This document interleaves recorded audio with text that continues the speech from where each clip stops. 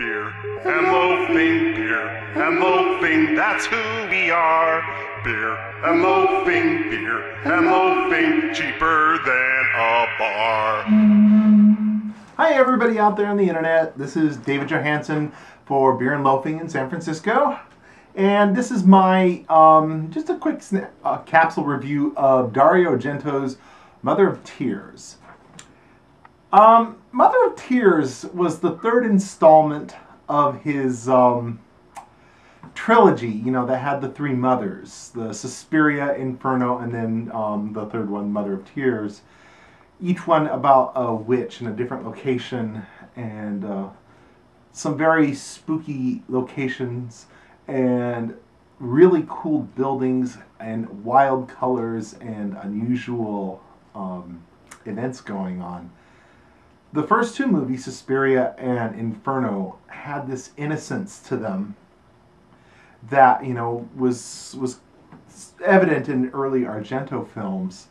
And his use of color, you know, which was obviously one of the things he's famous for, was just incredible in both those movies. Light in those movies, and just the careful shots that he takes are incredible. The plots really aren't all that in either one of them. Yet you're able to follow and get scared and intrigued and terrified in both those movies. There's some incredible moments. So, you know, he suddenly doesn't make the third one. He makes Tenebrae, you know, about that time, which kind of touches briefly on the Mother's trilogy, but really isn't about the supernatural. It's you know, more the Italian psycho killer era. And then all of a sudden you get to Mother of Tears, which is supposed to be Argento's comeback. You know, he made some movies that, you know, don't really get released, you know, in the 90s and, you know, in the 2000s. Is that what you say, 2000s? I don't know what's the best way to call that. But, you know, he kind of definitely lost that touch that some of his early films had in some of his more recent ones. Not saying that they aren't good movies or anything. So then with Mother of Tears, there comes this huge expectation. Just what does his comeback mean? You know, what is this supposed to be? And we are treated to a very interesting story that definitely gives us a lot more history on the three mothers. And the Mother of Tears is supposed to be the worst of the three. So, you know, right there, our expectations are high. And, you know, 20 years and the worst mother is pretty high expectations and hard to live up to. In some levels, I think he achieved it. In others, I don't know. There's a little too much explained, I think.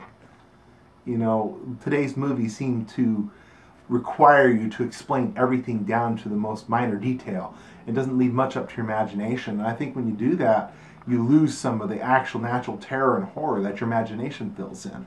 And the first two movies definitely have that. You don't understand the knife that's coming in through the air or the forces that are going on that are causing any of the killings. When you get to Mother of Tears, you see more materialization of the demons than you have in any of the other films. You also see everything pretty much explained, which I think hurts it, because the movie itself is a pretty good movie. When you get to the end, it's no more, I don't want to say disappointing, because I know some people think that it's a disappointing ending, but I thought the ending was quite interesting.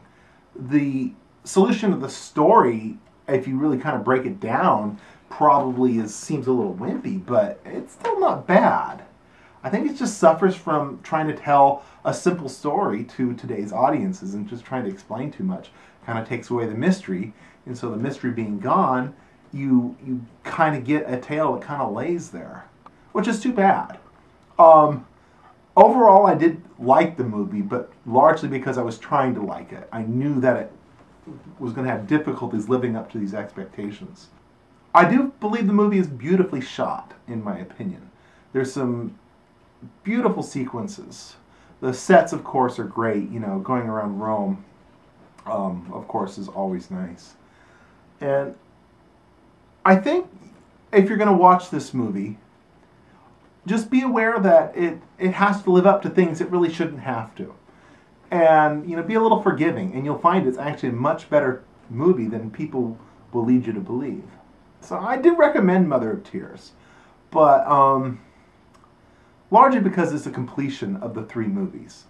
There's a little bit of magic of color in it, but, you know, the first 2 movies were just so infused with that. It was kind of sad that that element couldn't have somehow been utilized a little bit more in this 3rd one. You know, would that have made it too dated? I don't know. I still would have liked to have seen it. So that's the Mother of Tears. This is David. Thank you.